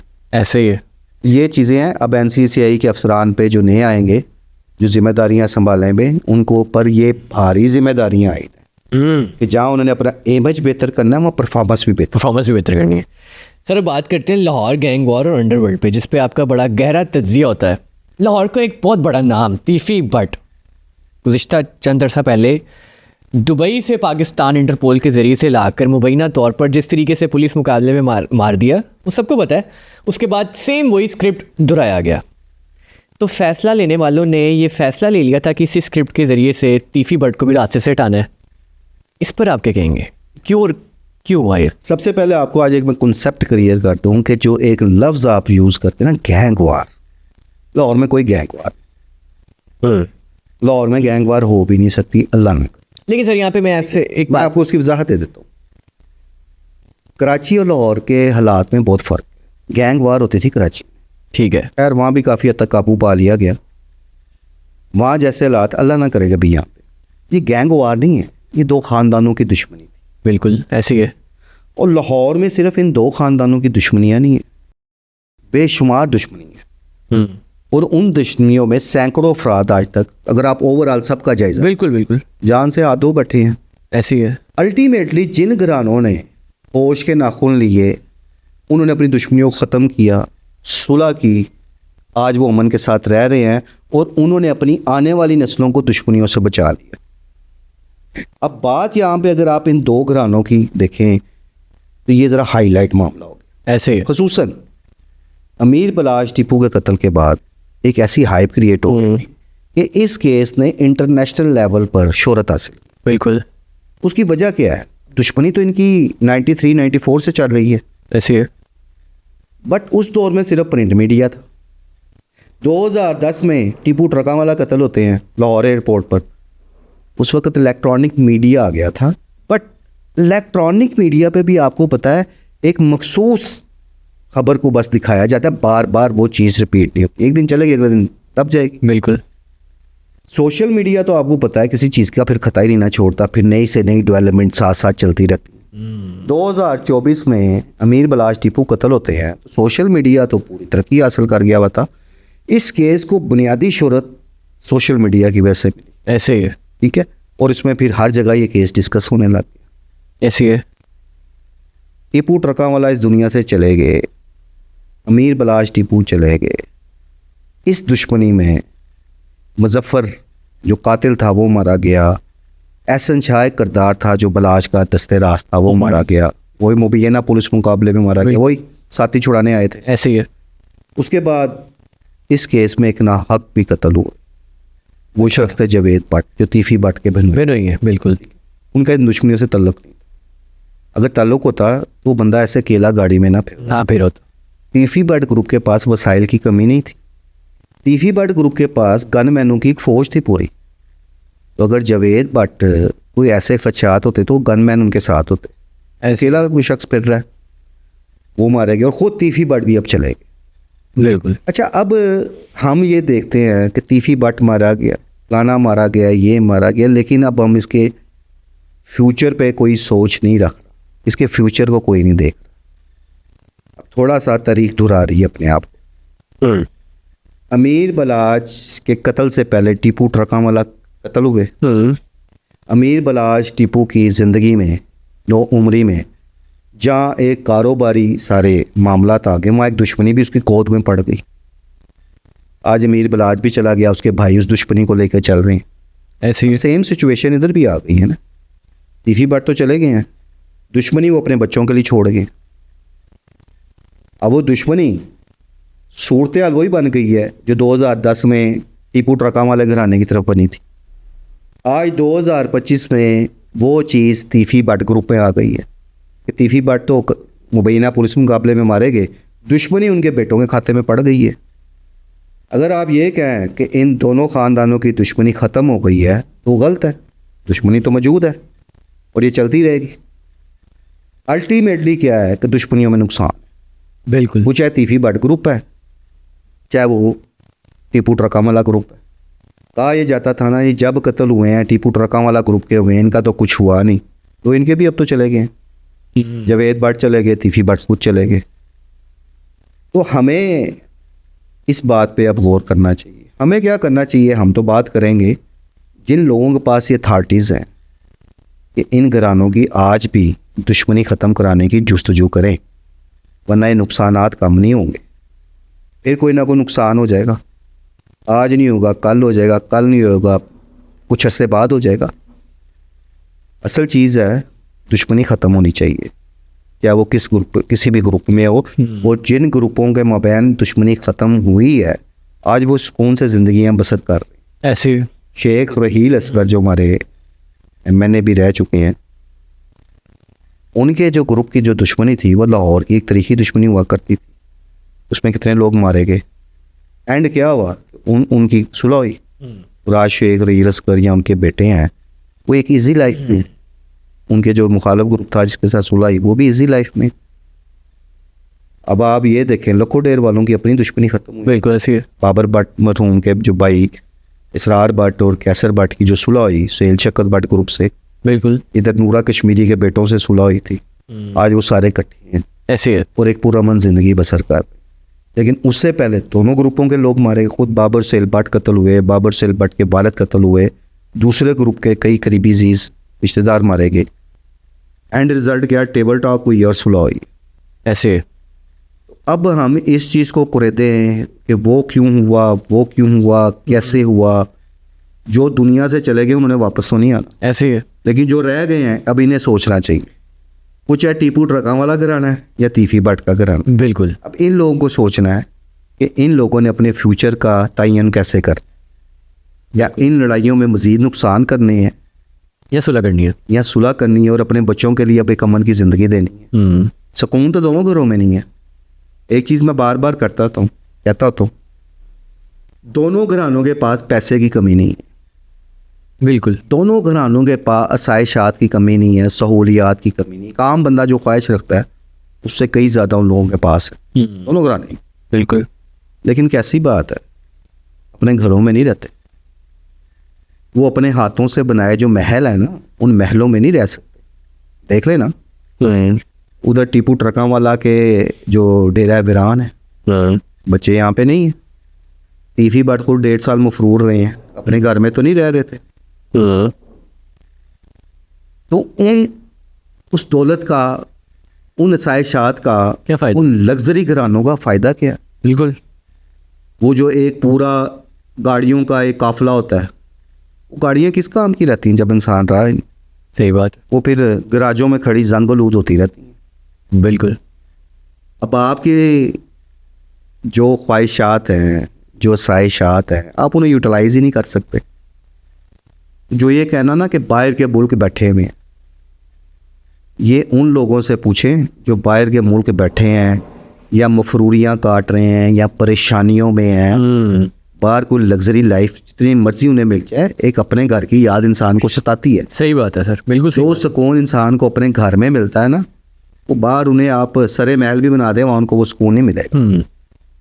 इसलिए अगर आप इसका कैलकुलेशन करें तो दुश्मनियों में मास वाइल लॉस के कुछ नहीं रखा। सर तीफी भट्ट तो वो तीफी भट्ट थे जिनके बड़े गहरे मरासिम थे मुस्लिम लीग नून के साथ। फिर देखा ये गया कि मुस्लिम लीग नून की हुकूमत में उनका इनकाउंटर हो जाना, क्या इससे ये जाहिर होता है कि मुस्लिम लीग नून और तीफी भट्ट में इख्तलाफात आ चुके थे? पहली बात है कि ये उन सब लोगों के लिए एक लेसन है कि जो सियासी जमातों पर एतमाद करते हैं, उन पर डिपेंड करते हैं। ये सियासतदान जो है ना, ये आपको अपने मुफाद के लिए इस्तेमाल करते हैं और इस्तेमाल करने के बाद ना टिशू पेपर की तरह फेंक देते हैं। ये चीज़ साबित हुई, इसमें कोई दो राय नहीं। कि तीफी भट्ट के नून लीग में बड़ी गहरी जड़ें थीं। हालिया इलेक्शन में तीफी भट्ट ग्रुप ने नून लीग के कैंडिडेट्स के लिए कंपेन भी की, उससे हटकर आ पाए।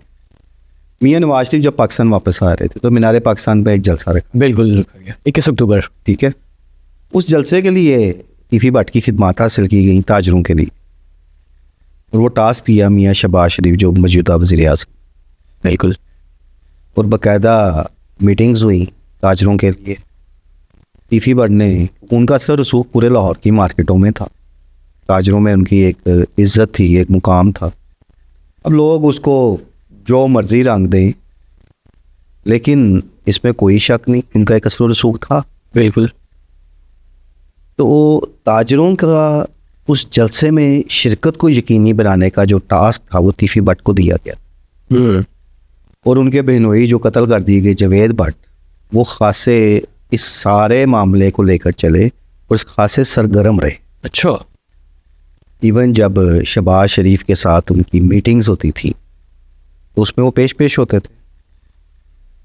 और अब भी जब इनका ये गिरफ्तारी का मामला सामने आया था तो कोशिशें तो बहुत की गई उनके दोस्तों की तरफ से, और कोशिशें ये थी कि चूँकि इस चीज़ के खदशात पैदा हो गए हुए थे कि उनको साथी छुड़ाने आएंगे, ये फ़ाइन तो उनकी गिरफ्तारी के बाद चलना शुरू हो गई थी। तो जो भी उनका सिफारशी था वो यही सिफारिश करता था कि कानून के मुताबिक चलें, मावराए कानून कुछ ना हो। तो उन्हें यकीन दहानियाँ भी कराई गई। एक हमारे बड़े सीनियर साफ़ी हैं मोहसिन बेग साहब, बिल्कुल। मोहसिन बेग साहब ने बड़े सनसनीखेज इंकशाफात किए सारे मामले के हवाले से। उनका एक इंटरव्यू भी बड़ा इस हवाले से ज़ेर बहस रहा है, और उन्होंने बड़े दबंग अंदाज में वो सारे वाक़यात बयान। अभी काफ़ी सारे मामलात को मैं समझता हूँ पोशीदा रखे। अच्छा। पास बहुत कुछ है।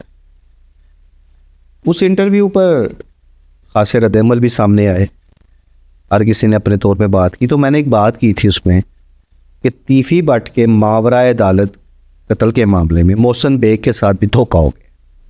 अच्छा। अब वो धोखा क्या हुआ? मोहसिन बेग साहब उन लोगों में शामिल थे जिन्होंने ना सिर्फ तीफी भट्ट की माजी में इस हवाले से मदद की थी, वो खुद माने उनके जो पहले रेड वारंट थे वो ख़त्म कराने में उनका किरदार था, उन्होंने एक्सेप्ट किया इस चीज़ को। वो आईजी पंजाब से मिले, वो और दीगर अफसरान से भी मिलते थे। वो तीफी भट्ट जब गिरफ्तार होते हैं दुबई में, देखिए अल्टीमेटली तो पाकिस्तान उनको लाया जाना ही था। सबको पता था कि एक न एक दिन तो पाकिस्तान आना है, ठीक है। और जब आना है तो ये खदशात भी जन्म ले बैठे थे कि उनको साथी छुड़ाने आ सकते, और वो खदशात दुरुस्त साबित हुए। तो मोहसिन बेग साहब भी उन दोस्तों में, उनके करीबी दोस्तों में शामिल थे तो जो ये कोशिश कर रहे थे कि कोई मावराए अदालत काम नहीं। उन्हें यकीन दहानियाँ भी कराई गई थी कि जो होगा कानून के मुताबिक होगा, लेकिन 24 आवर्स के अंदर अंदर वो काम हो गया जिसका खदशा था। तो अब आप इसमें ये कहें कि जी नून लीग से तल्लक था, तो ये चीज़ तो साबित हो गई कि बेशक नून लीग इस वक्त बरसरे इक़्तिदार जमात है, नून लीग के रहनुमा उन्हें बचा नहीं सके। बिल्कुल। सर, अहमद फराज एक सहाफ़ी हैं, उन्होंने एक दावा किया कि हमजा शहबाज ने कॉल की थी मरीम नवाज साहिबा को, जिसमें बहस भी हुई, हार्टक हुई।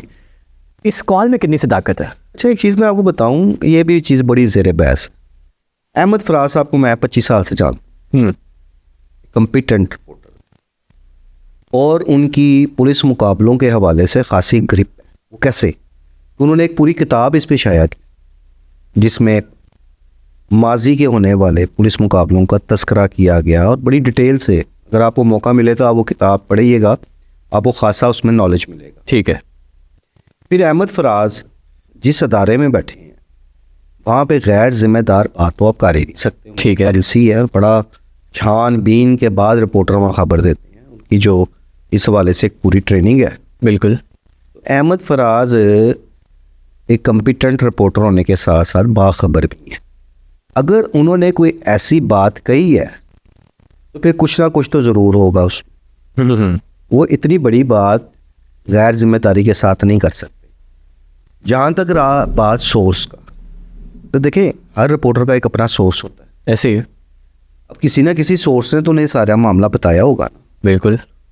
और अहमद फराज अब तक इस बात पर कायम है, वो स्टैंड लिए हुए हैं।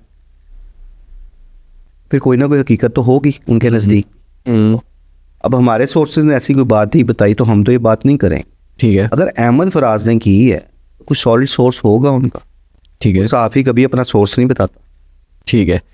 टीफी बट के हलाक के बाद ख्वाजा अजहर गुलशन मीडिया से गुफ्तगू करते हुए वज़ीर आला पंजाब मरीम नवाज साहब का और साबिक वज़ीर आज़म मियां मोहम्मद नवाज शरीफ साहब का शुक्रिया अदा करते हैं और कहते हैं कि गिफ्ट दी है मुझे। इससे क्या मुराद है? देखिए, जहाँ एक पुलिस का अमल दखल इस सारे मामले में है, अमल दखल क्या, सारा किरदार ही पुलिस का था। CCTV ने सारा रोल प्ले किया। इस लेवल के फैसले हाईली परमिशंस के बाद होते। ठीक। और चूंकि वज़ीर आला पंजाब मरीम नवाज साहब है, बिल्कुल, सूबे की सरबराह है, फाइनल अथॉरिटी है सूबे के हवाले से, बिल्कुल, तो उन्होंने डायरेक्टली इल्ज़ाम मरीम नवाज साहबा पे लगाया कि हुकूमत पंजाब के बगैर ये काम नहीं हो सकता। ऐसे है। उन्होंने उस तनाज़ुर में मरीम नवाज साहबा का और नवाज शरीफ साहब का नाम लिया। ठीक है, उनकी तरफ से मुझे गिफ्ट मिला। ठीक है। अच्छा, यहाँ पे एक चीज़ बड़ी है, ख्वाजा अजहर गुलशन थोड़ा सा मुतहर्रिक हुए, उनके वॉइस मैसेजेस चले, प्रेस कॉन्फ्रेंस का ऐलान किया गया, फिर उसके बाद प्रेस कॉन्फ्रेंस भी नहीं हुई। उसके बाद से अब तक ख्वाजा अजहर गुलशन खामोश।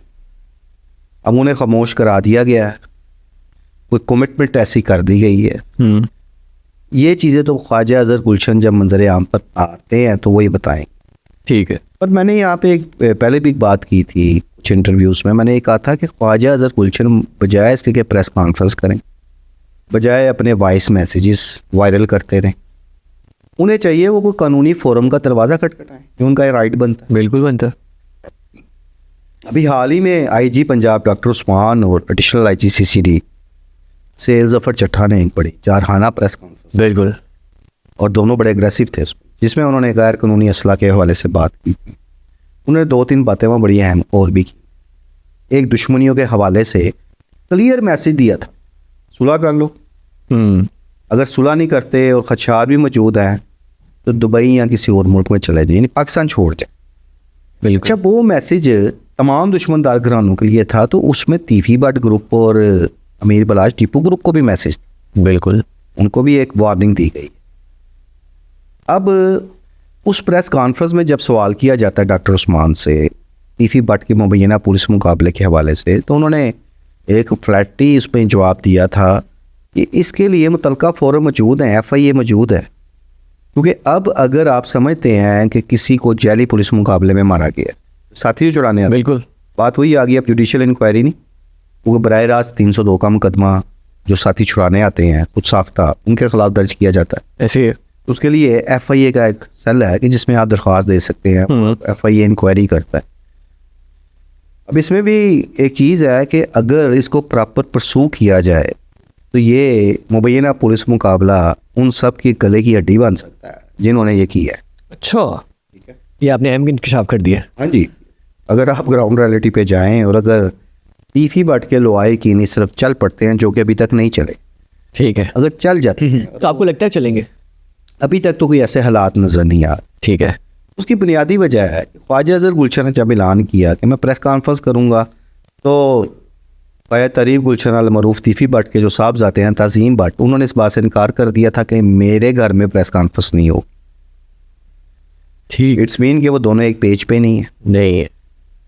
और जहाँ तक रहा तल्लक अब उनकी फैमिली का, तो उनके जो साहबजादे हैं वो उनके कारोबारी मामलात को देख रहे हैं।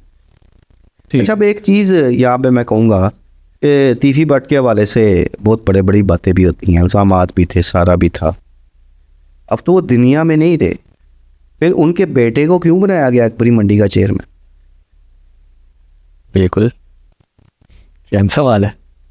इसका मतलब है कि तीफी भट्ट कोई, जिस तरह कहा जाता है जी, बदमाश, गैंगस्टर, अंडरवर्ल्ड डॉन, ठीक है, एक दुश्मनी थी उनकी, इस हवाले से उनका एक सारे मामलात भी थे, लेकिन मार्केटों में कोई गुंडागर्दी या बदमाशी का अंसर तो नहीं था।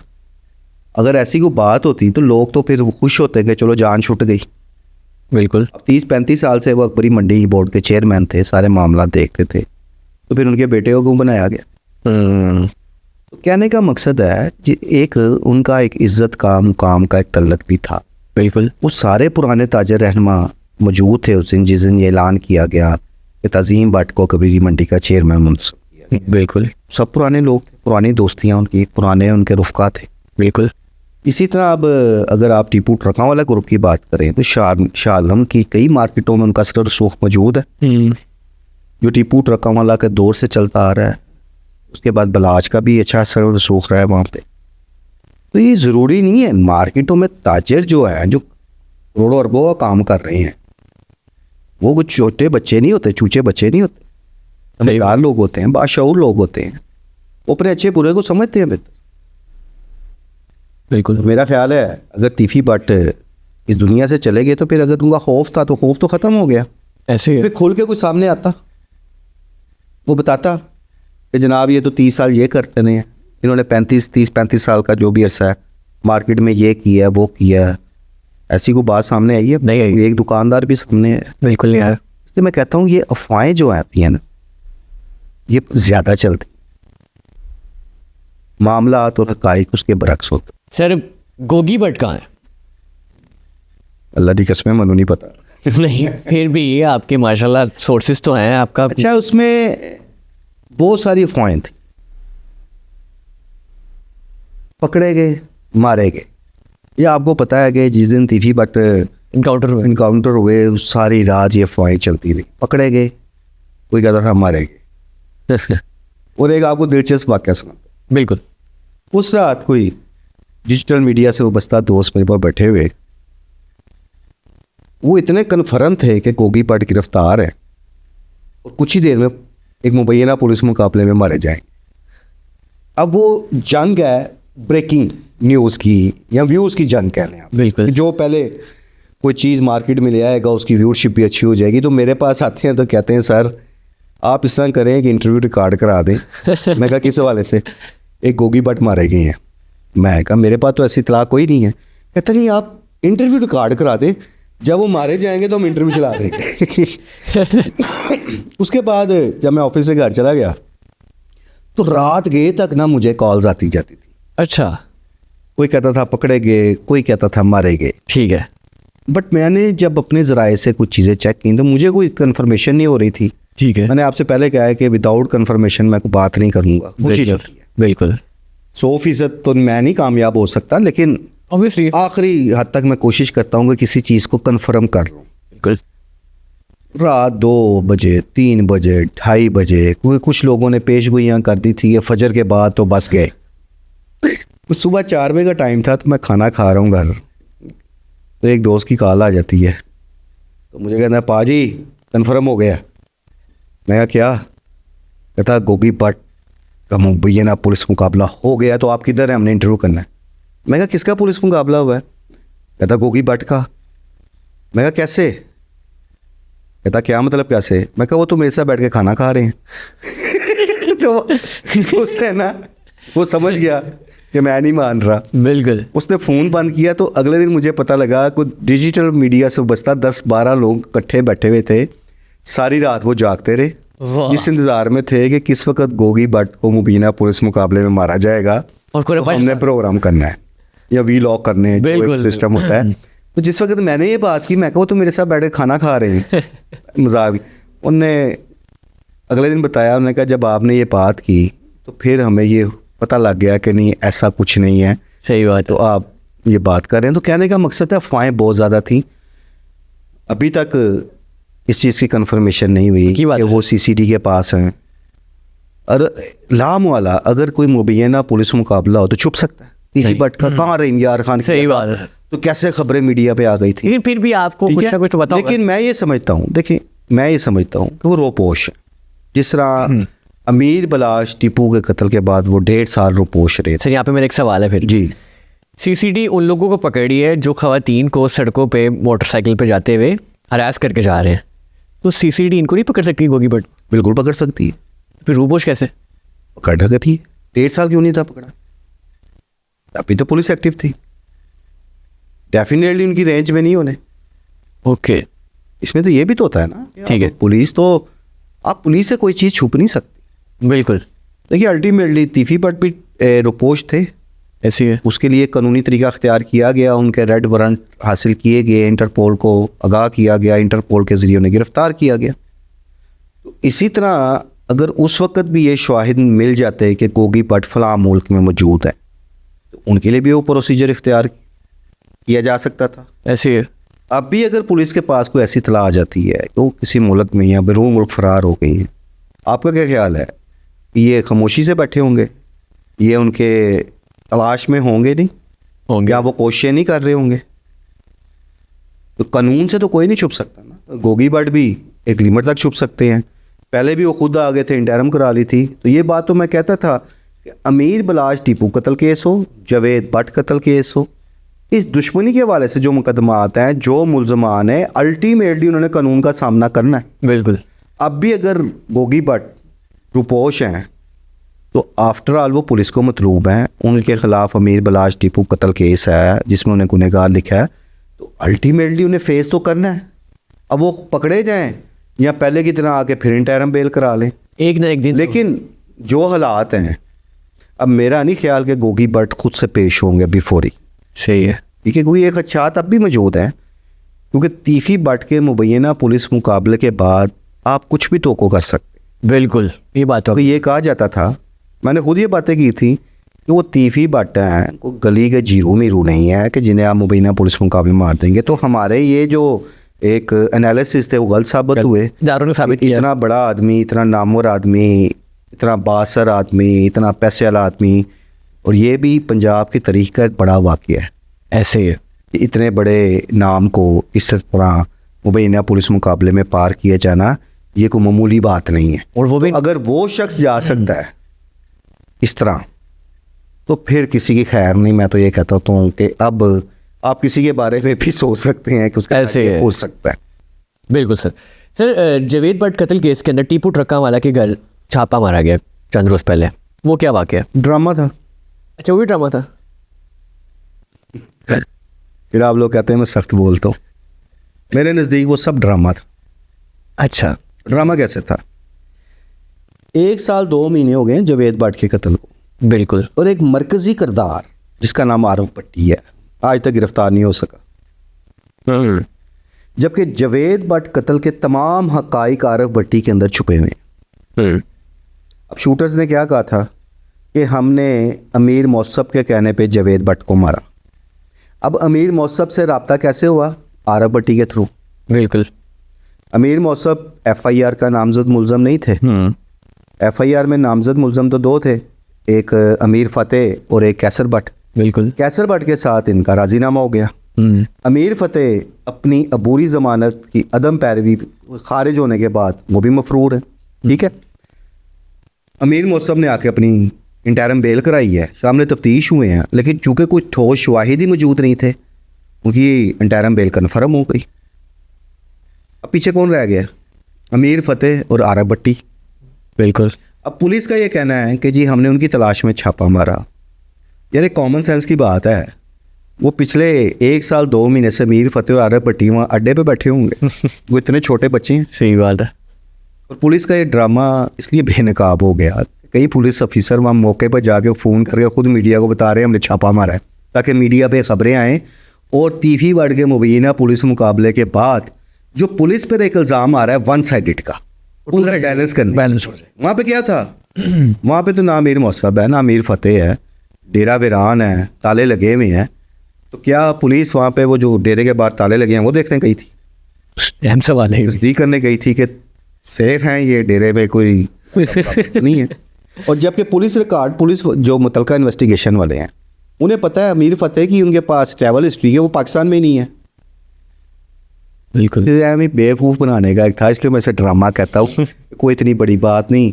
वो कहे हैं सैर सपाटा करके शालम अड्डे पे वापस आ गए, मीडिया को खबर दी है, मीडिया ने ब्रेकिंग न्यूज़ चला दी जी कि अमीर बलाश टीपू के डेरे पर छापा, खौफनाक एक हाइप क्रिएट कर, वो खुद वहाँ से खड़े होकर फ़ोन कर रहे थे, हमने छापा मारा। इतने अच्छे हमें जब ये कुछ काम करते हैं ना, खबर मानने के लिए बड़ा मेहनत करनी पड़ती, इतनी आसानी से नहीं मानते। बिल्कुल। तो वहाँ पे खुद इतलाएं दे रहे हैं जी हमने छापा मारा। छापा यहाँ तो आरब भट्टी पकड़ लाते ना, तो हम कहते जी पुलिस ने, आरब भट्टी तो आज तक इनसे पकड़ा नहीं गया। मज़ा तो है ना कि आरब भट्टी को फिर पकड़ें। बिल्कुल। जवेद भट्ट के असल कत्ल के जो मुहर्रकात हैं वो निकले। बिल्कुल। वो जब तक आरब भट्टी ने पकड़ा नहीं जाना वो निकले नहीं है। और आरब भट्टी ऐसा छलावा इनके लिए है, पता नहीं कहाँ से कहाँ पहुँच गया होना वो, जो पकड़ा ही नहीं जा रहा। सर जाते जाते अब मुझे ये बताएं कि आपका तज्जिया, आपकी प्रेडिक्शन, पेशन गोई क्या कहती है कि टीपू ट्रका वाला ख़ानदान और तीफी भट्ट का जो ख़ानदान है, ग्रुप है, ये सुलह की तरफ जाएंगे या ये दुश्मनी चलती रहेगी? देखिए, अगर तो दोनों घरानों पर इस वक्त जो एक प्रेशर है, मुश्किल में दोनों है। बिल्कुल मुश्किल में दोनों हैं। वो कैसे? अमीर बलाश, थोड़े दिन पहले मैंने एक इंकशाफ किया था कि अमीर बलाश टीपू के कत्ल केस में ख्वाजा तारीफ अल मरूफ तीफी भट्ट के छोटे ज़ाबज़ादे तादील भट्ट भी मुल्ज़म है। अच्छा। और उन्हें अमीर मौसब के एक तमीमा बयान के बाद नामजद किया गया था। ठीक है, ये बात पहले मार्केट में नहीं थी। अब अमीर बलाश टीपू कत्ल केस में पुलिस को दो मुल्ज़म मतलूब हैं, एक ओगी भट्ट और दूसरे तीफी भट्ट के छोटे साहबजादे तादील भट्ट। ये दोनों मुल्ज़म मतलूब हैं पुलिस को। इसी तरह जवेद भट्ट के कत्ल केस में अमीर फ़तेह मतलूब है और आरब भट्टी मतलूब है। अब जवेद भट्ट का जो बड़े साहबजादे हमजा, वो भी मैदान में आया हुआ है, वो भी मुतालबा कर रहा है, उन्हें दरख्वास्त भी दे दी हुई है DIG इन्वेस्टिगेशन को कि जवेद भट्ट कत्ल केस की तफ्तीश जो है CCD को दी जाए। वो क्यों? ताकि वो कह रहे हैं हमें भी फौरी इंसाफ मिले, क्योंकि CCD को तो अब लोग देखते हैं फौरी इंसाफ के लिए। बिल्कुल। वो फौरी डिसीजन करते हैं, फ़ौरन अंजाम तक मुल्ज़म को पहुँचाते हैं। अब ये मुतालबा जवेद भट्ट के साहबजादे की तरफ से भी आ रहा है, दूसरी तरफ अमीर फ़तेह मफरूर है। ठीक है। तो इस वक्त मुश्किल जो है वो दोनों ग्रुपों के लिए। बिल्कुल ऐसी है। जो लोग सुलह करा सकते हैं, हुकूमत करा सकती है। बिल्कुल में कई ऐसी शख्सियात बैठी हैं, चलें दोनों घरानों को बैठाएं, समझाएं, सुलह करा दें। इससे अच्छा काम तो कोई नहीं हुआ। मरीन नवाज साहिबा के बारे में कहा गया है कि वो उनको सिक्योरिटी खदशात हैं और वो पाकिस्तान से बाहर चली गई हैं। क्या ये तीफी भट्ट के केस की वजह से? नहीं, ऐसी भी बात नहीं है इस लेवल की। अच्छा, हुकूमती मामलात हैं, इंटेलिजेंस रिपोर्ट्स थी ऐसी। ओवरऑल जिस तरह के मुल्क में दहशतगर्दी के मामला चल रहे हैं और एक ओवरऑल पाकिस्तान की सूरत हाल इस वक्त आप देखेंगे, पाकिस्तान मशरिक मगरिब दोनों तरफ से घिरा हुआ है। बिल्कुल। और ये ख़तरात मौजूद हैं। तो और वैसे भी जब आप कोई भी हुकूमती शख्सियात होती हैं उनके लिए लाइफ थ्रेट्स होते हैं, ऐसे वो कोई इतनी बड़ी बात नहीं है। तो उसके लिए उनकी सिक्योरिटी सख्त करती गई, उनकी मूवमेंट कम करती गई। वो तीफी भट्ट वाले वो ऐसा ही है जैसे वो DSP के अहलिया और बेटी अगवा हुए तो तीफी भट्ट पे डाल दिया गया उस केस के हवाले से। हर चीज़ वो जो मामला नहीं होता तो अब चूँकि तीफी भट्ट चले गए दुनिया से, उन पर डाली जाए, ऐसी बात नहीं है। सर बहुत अच्छा लगा और आखिर में आपका बहुत बहुत शुक्रिया, कीमती वक्त आपने दिया और मुझे बड़ा मज़ा आया आपके साथ पॉडकास्ट करके और यकीनन आपको भी अच्छा लगा होगा। तो नाज़रीन, ये था आज का हमारा पॉडकास्ट खुर्रम पाशा साहब के साथ। यकीनन आपको पसंद आया होगा। तो इसी के साथ इस पॉडकास्ट को करता हूँ यहीं पे एंड। मिलता हूँ एक नए एपिसोड में नए गेस्ट के साथ। मुझे फिरोज़ चौधरी को दीजिए इजाज़त। अल्लाह हाफ़िज़।